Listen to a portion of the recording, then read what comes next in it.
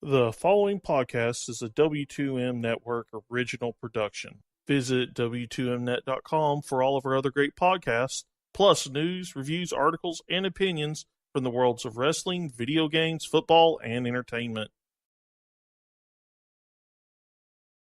Somebody sound the alarm. A fire was set in the dark. It's time that you know.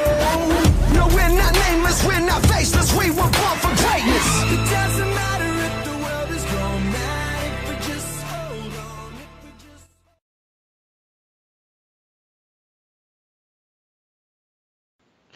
Ladies and gentlemen, welcome to another Raw review for March 11th, 2018.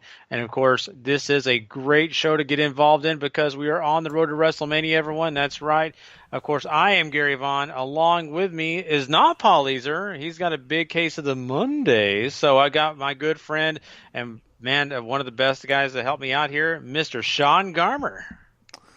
What's up, everybody? I was not scheduled to do this here, so apologize if I'm not totally on the game today, but just here to help out Gary so he's not doing this thing by himself. We tried to get one of the other dudes, but they were occupied. So yeah. It's kind of funny because just right when you're like, hey, you want to be on Raw? They're all like, oh, I'm kind of busy. Not really. They didn't even answer. So yeah. No, to be fair, Harry has the other show, and it's, hey, when real life kicks in, sometimes you can't wait till 1:30 or later to start something. So yeah, very true. That's all too true. And actually, Paul really is not feeling good. So all the best wishes to Paul tonight. I had to use the whole Office Space thing in case of the Mondays. I love doing that. So hey, anytime Paul, you can make an Office Space reference, the world wins. So. Yep, exactly. And my wife loves that movie, so I just got brownie points if she ever hears this. So anyway, well, I definitely appreciate you, Sean, for helping me out. Yeah, and once again, I mean, this is the better situation because I am not the best at running down the card, and I just sometimes get a little discombobulated. I just, enjoy sitting here and just kind of going off somebody. So thank you so much, Sean, for taking the slack up for me tonight. And want to make sure that everyone understands we've got more great shows coming to you this week. It's not just this one. We got SmackDown Live and 205 Live coming to you straight up tomorrow night. Don't forget to go check out those shows. Harry, Brandon, and of course Liz do such a great job on those shows. We want you to go check them out if you don't know about them. And of course NXT. I'm thinking that Paul and I will be doing another set of those shows. We didn't do one this past week. The show actually got done on mute. So poor Harry, Brandon, and of course Paul did that full show for you, but it was on mute, so it didn't get downloaded, didn't get uploaded, nothing happened.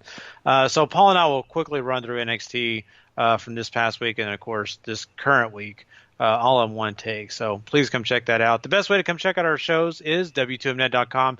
Of course, our whole wrestling family's over there, Running Wild podcast, Wrestling Unwrapped, and all the other great video games to the max, entertainment stuff when it comes to Ratledge and company. Of course, we also have sports section with soccer and football and all those great things. So please come check out W2Mnet.com as well as find us through the W2M Network. That's right. You just go to wherever your favorite podcast platform is, hit the subscribe button on that W2M Network, and you get every single thing that we do. We appreciate you guys that have already done it. And hey, also don't forget to go hit that review and rate button. Hit that 5 stars. Give us a little bit of love, and we appreciate that. And also, our friends at 411mania.com and LastRoundProWrestling.com have excellent sites as well. We want you to send you to as well. So, all right, Paul, Sean. I see how I'm so unused to doing this with you, Sean. I'm saying your name is Paul. It's okay. Kick it off, Sean, man. It's totally expected that one to happen at least once on this show. Should also remind people that while the guys are doing SmackDown and 205, Gary and I will be doing the W2M regular episode, and we'll have our thoughts on Fastlane on that one too. We totally realized we did not do Fastlane we normally would. Stuff comes up, and we meant to do it tonight, but hey, again, stuff comes up. So we are going to try to get that one to you on Tuesday so that before or around the time you would hear that first SmackDown after Fastlane, you can still get our thoughts. And if you don't want to, hey, at least we talked about the news for you anyway. And there's some big ones to talk about, including one reason perhaps why we don't get a, certain Woken man on this episode.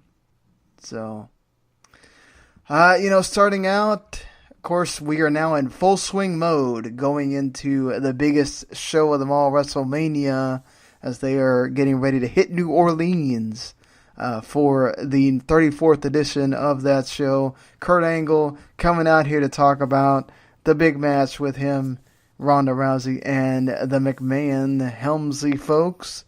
And he's also out here talking about Lesnar, Brock being Mr. Lesnar, and Roman Reigns, of course. That's the one of the main events of WrestleMania. And, Brock's not here. What do you know? Brock is not on a Raw. What do you expect?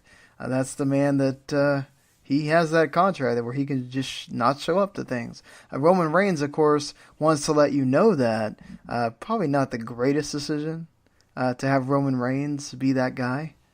But why not? We tried everything else with Roman, right? So Roman actually goes after Vince, saying that Brock is Vince's boy. And you know what? I bust my ass for you, Vince. And you know what? You're disrespecting me. So Roman even goes to gorilla position, and he wants answers from Mr. McMahon. And they are supposed to go into his office. We then, I guess they had the meeting during commercial. We see Roman going into Vince's office. And he comes out, and he is not very happy about what was said. He has no comment.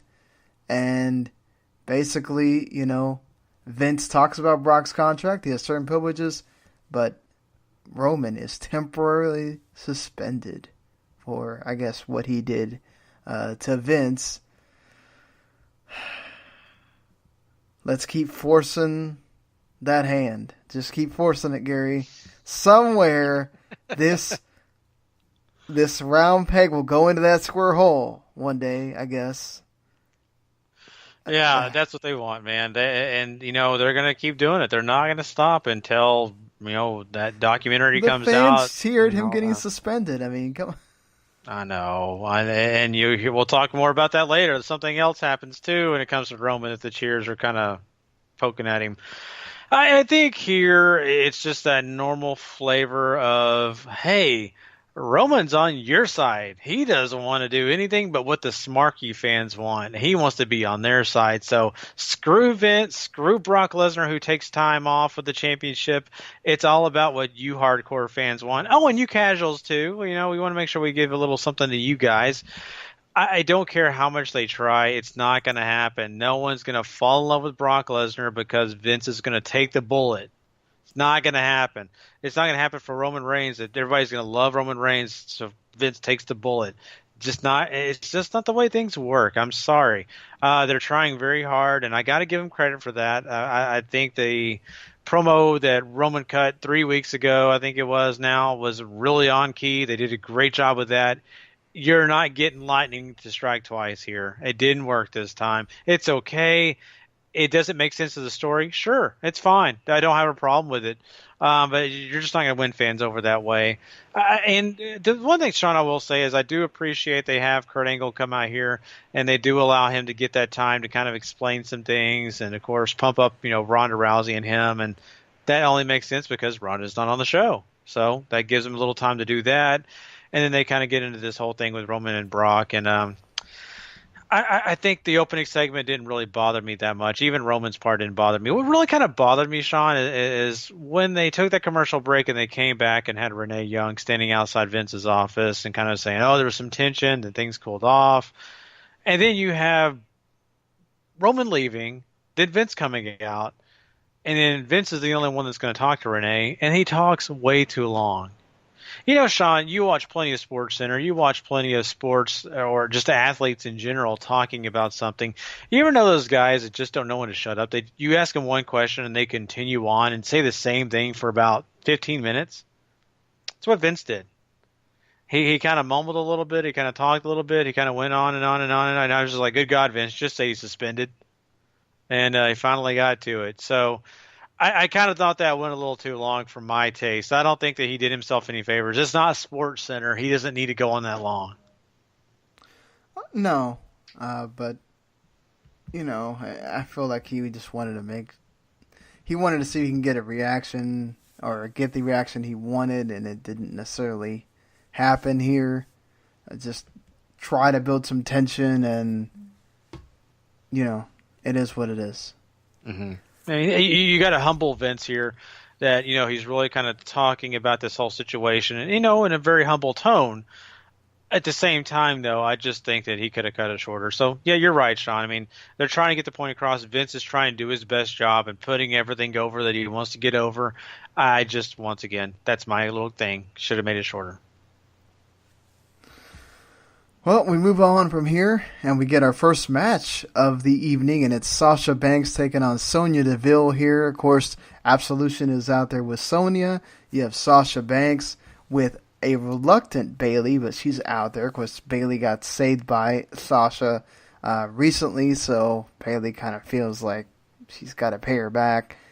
But just for the match, though, this match goes about 7 minutes or so. There's not a whole lot to get too excited about. Sasha beats Sonya with the bank statement. Of course, there is a distraction there by Bayley as well that helps Banks get the win. But then, as soon as the match is over, Bayley leaves and Sasha gets whooped. Yeah, this was really, kind of what you expected out of this. And I think really, honestly, the story was what, took over this entire thing. The match was what it was. Really, it was about Sasha Banks having basically a beat down of one of Absolution. And she did a good job of it, really put in the work. And I think it was fine for the short time that this match lasted. But you could tell right off the bat when you had Bayley coming out with the crossed arms, not looking like she really cared to even be there, that this was going to be more about the story than the match. And that's what you got here. I do like the idea of Bayley going back up the ramp after the match, after Sasha's successful, no hugs, nothing, just leaving, and then the beatdown. And guess what? Bayley never returns. She never comes back out to help. She just lets it happen. So I like that. I think it helps the storyline, and they didn't have to spend a lot of time doing it. I mean, that's the best part here. I think it worked okay in the short amount of time that it got. It gets us just a step closer to what we're going to see in the big picture of things. But I got to give them credit. They did just what they needed to do. Get it done, do it in a timely manner, and it made sense. So I don't have any complaints about it. I want to see more of what's going to happen. Yeah, I did like the fact that Bayley was out there, and then she's not out there at the ending where, Sasha's getting beat up. It's good. It tells that story more, and that's what you need with them, is continue to be coherent with this. Don't just have Bayley revert back to being Bayley and just, it's all about my friend who screws me over, but it's still my friend, no, you got screwed over by Sasha. You can't you got to stand your ground, so good to see that for Bayley, and we'll see how this goes as they further move this along towards WrestleMania, I am assuming, in some form or fashion, even if it's on the pre-show.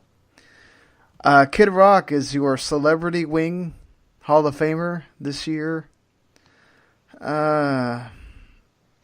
If you're going to include singers or celebrities, I mean, Kid Rock would be on the lower end of the list.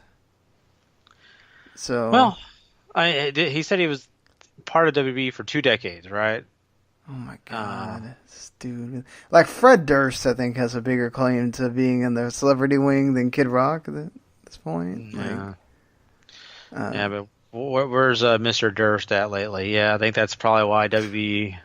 Yeah, I mean, he's doing movies now, so is he? Oh, yeah. And I forgot about Fred Durst. Producing movies now. So.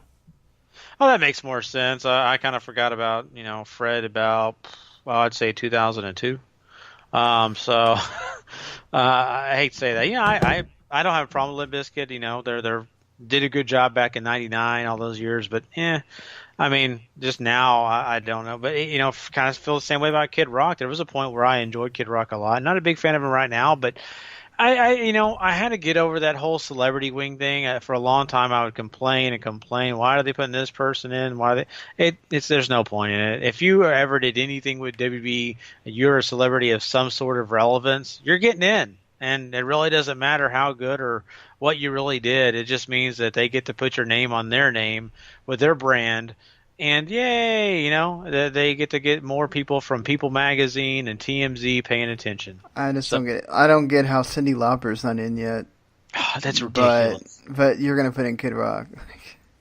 It doesn't make. And why? What are they waiting for, Sean? I mean, my God, how much more can she have I think done? it's more about cultural relevance, right? They think that Kid Rock is still out there performing. He did a song for one of the pay-per-views not too long ago, so they're probably thinking Kid Rock's a little bit more relevant than Cyndi Lauper, but the Hall of Fame is about honoring the older guys and older girls, so I feel like anytime you can go back to that 80s time, maybe perhaps because Hulk Hogan is not on the best of terms with the company, so you'd have to show him a lot, and maybe that's something you have to consider as well. But I really feel like it's more about Kid Rock is sort of still on the fringes of being relevant, so we're going to put him in to get some kind of publicity. I don't know how much publicity you're really getting, but it's something. Yeah. Whereas Cyndi Lauper, you probably wouldn't get much other than from people that watched wrestling back then. And you're right. I mean, that you bring up some very valid points, and I could see that for sure. The only thing that I'll bring back to why I think it should be this year is because you are inducting Ivory or Tina Ferrari from Glow. Why not? If you got one 80s person going in, why not allow somebody else from the 80s kind of coming in too? Now, I know they're not celebrating Tina Ferrari. They're celebrating Ivory, but I still feel like it'd have been fun to kind of mention the 80s a couple times in that show, right? So it is what it is. I mean, once again, I have a feeling that, you'll eventually get Cyndi Lauper in, but it's just going to be when she's dead, probably.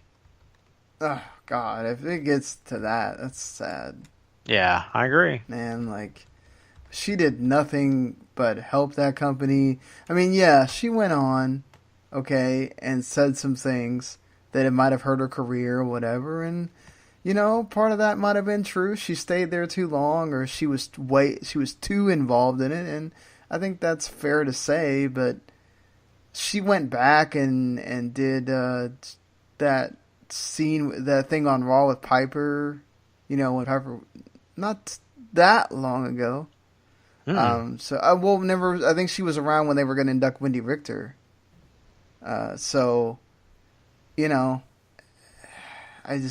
I don't know what the deal is. I've assumed that it's about him or her. It's really about Kid Rock and the relevance thing. But I mean, also you don't have Lawrence Taylor in either. The dude main evented a WrestleMania. Come on. Yeah. Yeah. But you're gonna put in Kid Rock. At least make us care about the celebrity wing thing, right? I mean, make sure you got the people that really need to be in before you start just putting in whoever. But again, nobody doesn't care, so. Well, they put in Sonny, who obviously had problems with drugs, so you can't say Lawrence Taylor doesn't belong here because she's probably worse than Lawrence Taylor is now. So yeah, I mean, she got arrested again, so. Mm-hmm. What do you expect? Her getting arrested is nothing new, I guess. Oh, no. Not at all. In fact, we stopped even putting her on our quick hits on the Wrestling to the Max shows because it would be every week. Yeah. I remember there was a running joke for a while with us. I was like, hey, when are we not going to get to talk about her? So, getting back to the show here, Miz TV happening here with Seth Rollins and Finn Balor. Of course, they're going against The Miz for the IC title. And, Miz is doing his normal thing that he likes to do. He's being manipulative, trying any way he can to get under Finn Balor's skin, to get under Seth Rollins' skin, to get them to hate each other. Balor says he's not buying it. Rollins is ready to go for the match. He's going to win and take the IC title. Balor just says, you know what, how about we prove it with a match tonight? And Miz is happy because he got to do exactly what he wanted. But guess what happens? The Miz gets attacked at the end of the segment. And then his buddies have a match against the Bar that doesn't last very long because basically we have to set up the match for WrestleMania, which is a multi-man tag team title match. The Good Brothers Revival, the Bar, and I guess Dallas and Axel, and maybe somebody new, along with Titus Worldwide, to add in a six team. Maybe the Office of Pain. But I mean, it's kind of I hate these. It's the typical, that they're going to do this, but it's like, do we have to? Kind of thing. But I liked Miz TV. Yeah, Miz TV was fine, and really, like you just said, I mean, it's kind of his thing. He stirs the pot, gets people angry at each other, and gets things going between them. So, I mean, I think it was fine. Of course, they did attack Miz, normal, that kind of stuff went down too. But I like the fact that Miz wasn't involved in the match itself. That we actually did just get, Rollins and Balor going at it. And they had a decent match. I don't think it was the best they could have had, but they did have a pretty decent match going into the final stages of it. I think the beginning was really slow and plodding, and just kind of felt like I was back watching Randy Orton and Bobby Roode a little bit there, but they finally got things going. And I'm glad that they didn't have a total just, Balor pinned him with the finisher thing. It felt more like, Balor did some homework and was able to kind of pick up a win on taking advantage of a move that he countered of Rollins. I totally agree with you, Sean. You're right, and that's a good point, because this is just not the finisher that you're going to come to expect. It's definitely a roll-up win, but it was all about intelligence, and I love that. I love that Finn Balor did get the victory here because, really, let's be honest, Seth Rollins has been set up for big things. They really have done a good job giving him big wins, giving him all those, accolades, and for Finn Balor to beat him, and to beat him clean, you got to give them some credit for that, because that builds Balor up, and that still at some point makes, I guess, Seth Rollins not look bad even though he lost. So I was happy with it. I really did think that was a good series of events. And when you get into the next stuff, when you're talking about the tag team division, that's just normal stuff. And you just said it, Sean. Regular things go on when it comes to the tag division when they include every single bit of what they have in their division out there and just brawling. So not bad. I'm really more interested in seeing who that mystery team is than I really am about what they're doing right here. Yeah, certainly. Just that's going to be interesting if they reveal that at some point, or they wait till WrestleMania to reveal the team, or how they deal with that. But yeah, I mean, and I do like the storyline set up for this, that there's now talk of a superstar shakeup after Mania, so they mentioned that there, and that they want to be traded to SmackDown. But there is going to be a Raw Tag Team Battle Royal later on to determine their opponents. Might as well get to that here. That does end up being the main event of the show. And so you have all the teams out here, but who cares? Because Braun shows up and just decides to do the Braun thing and take out everyone, because Braun is awesome. And yeah. Is this the point where I go, Braun is the best, Braun number one?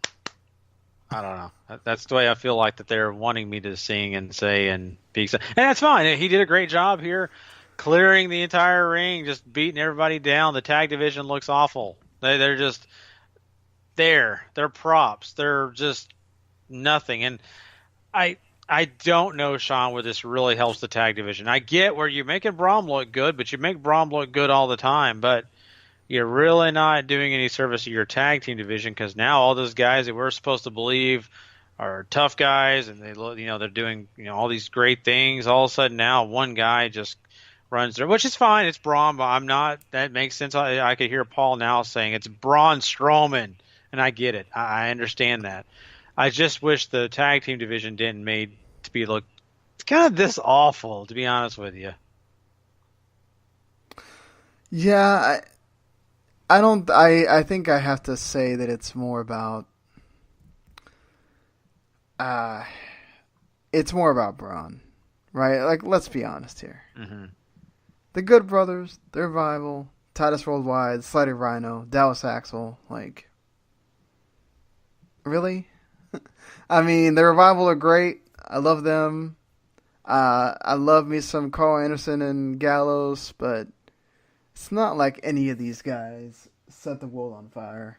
Right? Yeah. I mean, Braun coming out and beating them all up is like a lot cooler at this point than it really is. Yeah, you may that's true, and the only reason I'm even saying this is because this is your tag division on Raw, so that may be a testament to what your tag division is on Raw.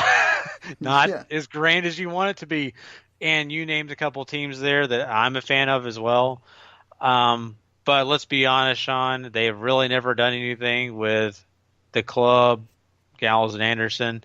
Really not really doing a whole lot. Still kind of plodding along here. They're serviceable.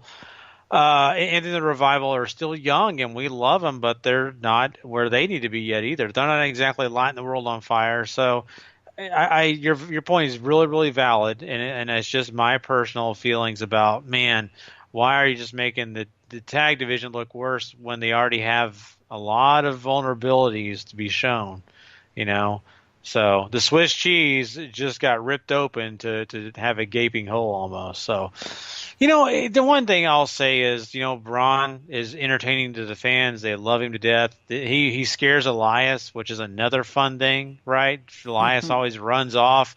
That's a fun thing. And for him to clear the ring is never a terrible thing.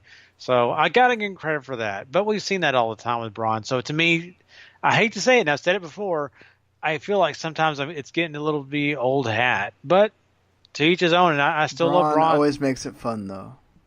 Yeah, you're right. He does. And I'll be honest with you, too, Sean. I love him on the mic. The guy is hilarious. He's an entertainer. I'll give him credit for as big as he is. He makes me laugh when he's on the mic. Yeah, that he does. The thing with the cello is still one of the best things of this entire year, so that might not be topped, honestly, as one of the moments that you need to look back on when you're talking about 2018 in WWE for sure. Mm-hmm. So to go on with, probably should have done this all together when we talked about the women earlier, but there was a lot more women segments later on in the show. Of course, Asuka. We realized after the Fastlane show that it will be Charlotte and Asuka, and so Asuka comes in to announce that she will be on SmackDown this coming Tuesday here, and so Asuka can't really talk English. So Alexa and Mickie have to interrupt and make fun of her. And that, she is basically telling her, look, it doesn't matter what you did. I defined this role as champion. I am the best.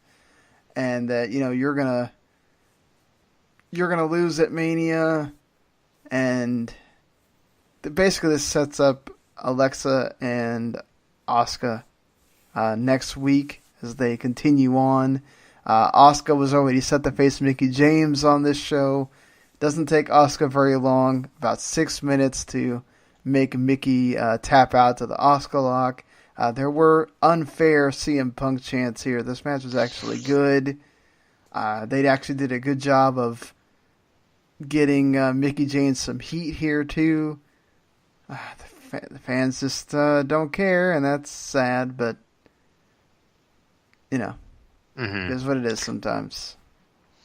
It is, and, Asuka is a great competitor, and she's definitely trying, with the English, being, still something of a curve for her. You could definitely tell she's trying, but it's not as easy for her. Maybe as Nakamura, because Nakamura, you've seen over time, he still, has his time, but he's really more comfortable with the English language.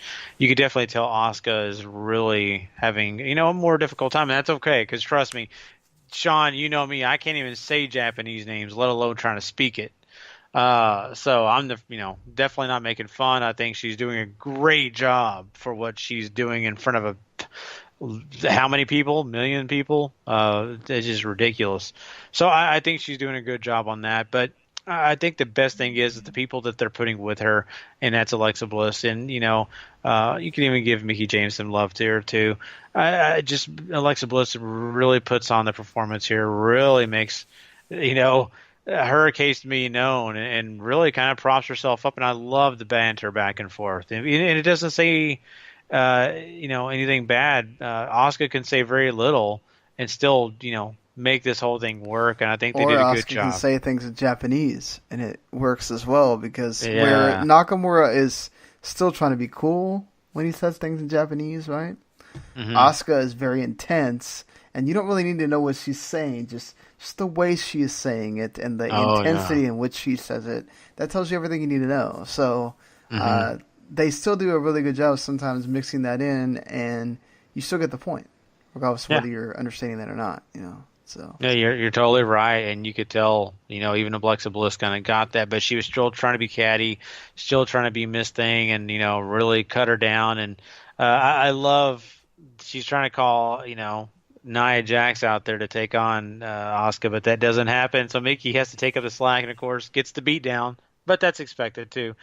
But there's a couple things here at the end I really dig. I love the fact that you have a Bliss going back up the ramp and just kind of leaves Mickie high and dry. And Mickie didn't address that, but that was kind of an interesting part of this process.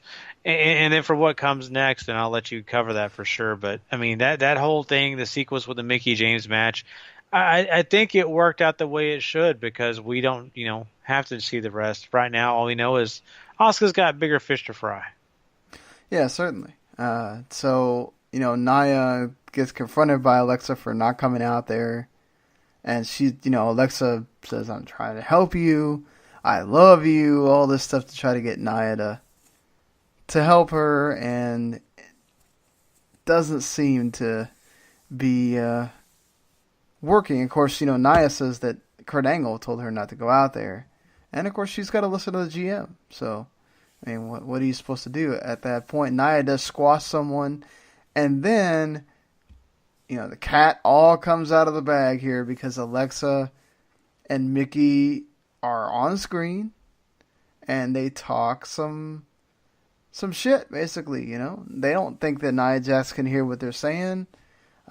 She's just as dumb as she is big, and so then they get told that, the mics are on, right? So everybody heard what you were saying. So here comes Nia Jax to whoop up on some people, but Mickie and Alexa run away. Nia's still pissed. She starts throwing stuff around, and who can blame her? I'd be pissed too. Just, you knew it was going to come to this, right? So I guess good that they have finally turned the corner there. Nia being angry, and you can get sympathy for Nia, right? Because Alexa is so good at talking and so good at being a heel that I think you can turn Nia and it works. I agree, and I think that let's be honest, the story that they're telling here is very relatable for many people, not just girls, guys too. Of that being rejected, of people not accepting you for who you are, and all those things. And, it's definitely giving the audience a different perspective to look at, because I think what they did at first was try to give you the Braun Strowman treatment with Nia Jax of monster, big, strong, crash, But now they're coming from a very human point of view, and I kind of dig it. I think it makes a lot of people care about Nia, and it definitely gives her some versatility with her character. And I think this here, I mean, it's just the normal Mean Girl storyline, right? Right. So I really dug this, Sean, and I'll be honest with you, I wasn't sure I was going to, and this is another point of this show. I kind of thought they kind of took a little too much time, because I get it, Alexa's just talking to Nikki and all that stuff, and it's supposed to be this whole thing, but I kind of felt like they drug it out like we were watching Total Divas, not Monday Night Raw. So, once again, I think they could have cut that shorter, and it would have been just as strong as it ever would have been. But they drug it out. I guess maybe they didn't have a lot of things on this show that they wanted to put out there. So, it is what it is, but I do like the end result here. Oh, certainly. I mean, they got to the point, however belabored it was, and at the end of the day, that's what matters, is that you got there. So, now we move on, and we do have to talk about the fact that they have announced a Fabulous Moolah Memorial Battle Royal, of course, to have the women have the moment, just like the Andre the Giant Battle Royal. Oh, boy. Why do we start with this? The fact that Fabulous Moolah has an awful history when it comes to things she did in her personal life involving the women in wrestling. And WWE refuses to acknowledge that ever. She is never put in that bad spotlight. And I don't know why. I don't know. Like, I was surprised that Mae Young was the one that got the classic treatment and not Fabulous Moolah, for as much as they hype Moolah up and everything else. And I get it. Like, she was one of the, when you're talking about women's wrestling, she was one of the forebear. Like, without her, even though she did terrible things, you wouldn't have had women's wrestling in the early days. And we're talking about the really early days at this point. But at least as far as, American wrestling is concerned. But it's still, like, there is so much out there about terrible things she did. And we're honoring her. And it's just, I wonder if Triple H or Stephanie or anybody else said anything to Vince at all about, like, maybe we should think about somebody else to put here. Or if this was just not even brought up at all, because it's like, I just don't know. In the era that we're in, where you can easily find out things, you can Google. Just maybe not the best decision. Like Andre, he's a golden child. Like, he is one of the most memorable wrestlers ever on planet Earth. He was a gentle giant, but he could also be mean. If he wanted to be. He was a great servant for the company. He wrestled all around the world, and not even just for Vince, for other companies as well. And it's just different thoughts when you think about Moolah. Not the same thoughts at all. And it's just, there are probably other women that you could have named this after. Even Trish, if you don't have to make it really old. You could have named it after Trish. You could have named it after other women that have wrestled for WWE. It just, not a good choice. And here's the thing. I mean, if you're not understanding of the history, you kind of look at this and say, okay, well, I guess this makes sense, because I remember Mae Young and Fabulous Moolah together on, during the Attitude Era and all that stuff, and they were both important. Why did Mae Young get her own tournament, but Fabulous Moolah gets nothing? The people were asking those questions, and I have a little bit of understanding of the history myself. I don't know everything, and there's probably things that Sean could tell me that I don't know, or maybe some things I'd mentioned maybe Sean doesn't know. Who knows? But my point in all of this is this is a quick history. Let's just say Fabulous Moolah was a sharecropper of ladies. She took them under her wing. She made a troop. She got their money, and that was in return. She was a pimp, basically. Yep, she got their money, and she would give them a little bit but she would take a majority of their money. I think I've even heard up to 90% for rent, for food, and for anything else, just for her basically being their manager. Took almost every single thing they had. So basically, they were almost wrestling for free for Moolah. They were just getting it to have a place to live. You're right, Sean. A pimp is a great way. And, people get angry these days when you celebrate, somebody from the Confederacy, which, hey, that's a touchy subject. But that's kind of what they're doing here, is celebrating somebody that hurt a lot of people. And I don't want to take anything from the history, because she really did do a lot of good things for women's wrestling when it comes to being one of the foremothers of this whole division, doing a lot of things historically. But she, let's be honest, had a lot of dirt on her hands as well, and maybe even some blood. So I have to say that, they really could have made some better decisions. But I get it. Once again, Vince is probably, a little bit in favor of doing this because he was friends with her. He was friends with Mae Young, right? And so that's just the way it was, and that's the way it is going to be. So I'm at least happy they gave Mae Young an entire tournament. And, all Fabulous Moolah gets really is just kind of a Royal Rumble. So it's not like they're naming a Raw or SmackDown day after her or something, So who knows? Yeah, I mean, that's true. I guess it could be worse, but still, this is one of those things that's going to happen at every WrestleMania, and you got to think about that every time they announce it. Well, I think they're going to flip-flop. I really do, because if they're not going to do the Andre the Giant Battle Royal, that means that, they're flip-flopping between this and the other. So I don't know if this will happen. We don't know that yet, if they are or not. So you're right. We don't. You're right. Well, hey, I could be wrong, but I mean, they did 2 Rumbles. Why wouldn't they do 2 Battle Royals? It's just so much. But But there's so much time that they got to spend on this damn WrestleMania. I mean, it's not like how long is the pre-show? It's like 2-hour pre-show. And they'll add another hour to the pre-show if they want to. So it's like, just so they can say, "Oh, we got all of you guys on the card." Woo. Yeah, I do stand corrected, Sean, because as you said that, I started to think about, oh my God, they have a lot of roster that won't be on this show unless they do Battle Royals. Yeah, exactly. That's the whole point. They have to, because if not, they won't get a WrestleMania payday, and that's the whole point of this thing sometimes.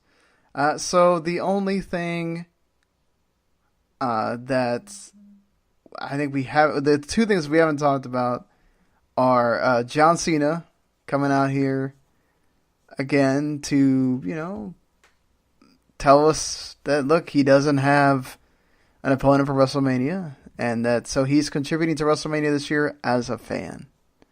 And apparently, John Cena's too good for the Andre the Giant Battle Royal, so he's just not going to be in anything. And he's even going to share a beer with fans or do anything else. So they try to get a "Let's Go Roman" chant going, but thank God that didn't go too long.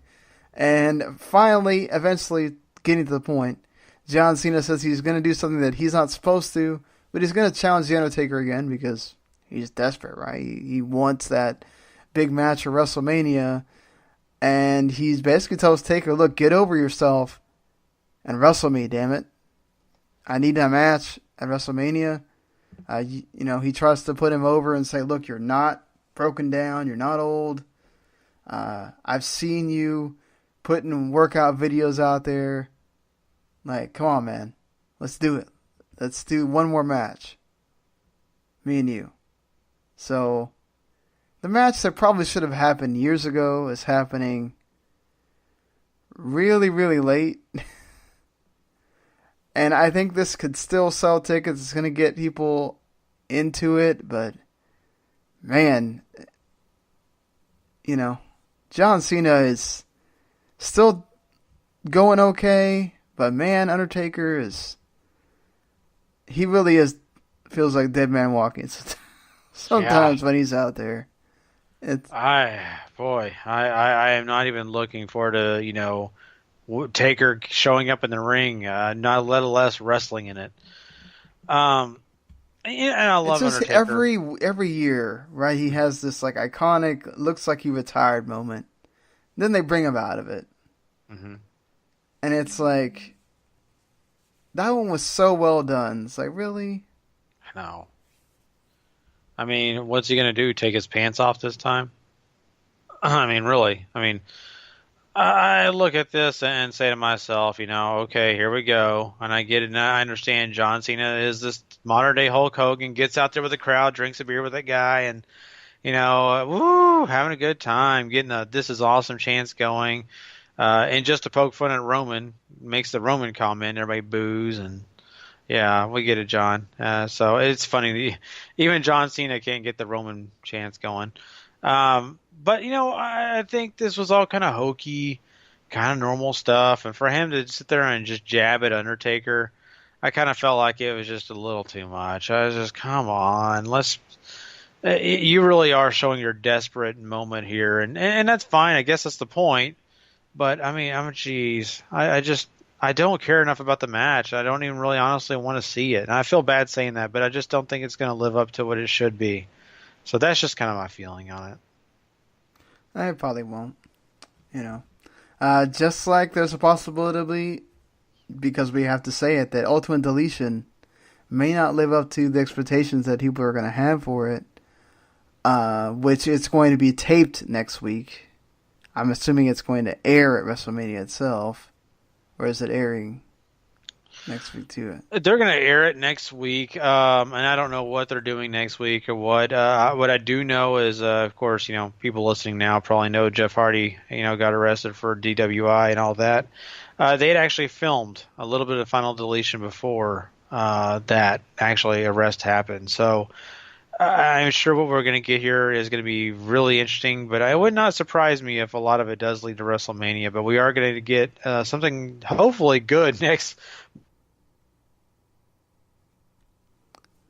Oops. You cut out there.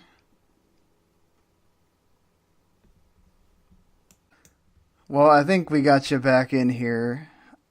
So I think your point was that basically Jeff might be in some of this and they might have to now redo it to make sure that Jeff's not in any of it, especially when it's weird because Matt still goes in here and talks about how the whole family is going to be on this thing, including Senior Benjamin and Vanguard 1 here.